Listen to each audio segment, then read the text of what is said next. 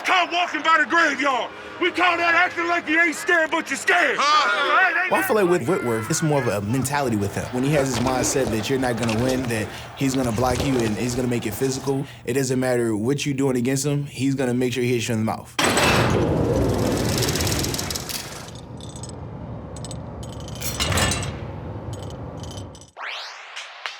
Despite allowing 0 sacks and only 1 quarterback hit in 2014, Andrew Whitworth's Pro Bowl and top 100 hopes were left out in the cold.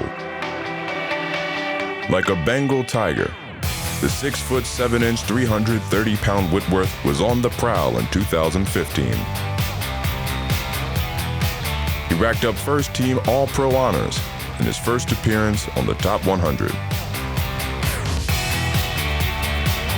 I can't understand how he's not in the Pro Bowl every year. I think you see what Andrew does on film, locking down that left side all the time. Hardly any pressures, hardly any sacks ever. But I also think he does a lot in the run game, too. I think there's a lot of left tackles out there. They pass block well, but they don't really contribute much in the run game.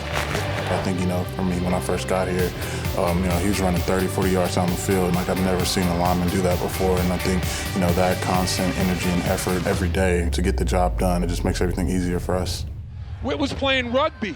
Outstanding effort. When you look at a, guy in this league and you want to look at the way to do it, I think he's a perfect example of that. It was student body left. They pulled Andrew Whitworth. The Denver Broncos were outflanked at the snap. Whitworth crushes the defensive back. Credit Whitworth for getting off the bus and taking it to the Denver Broncos' #1 ranked defense.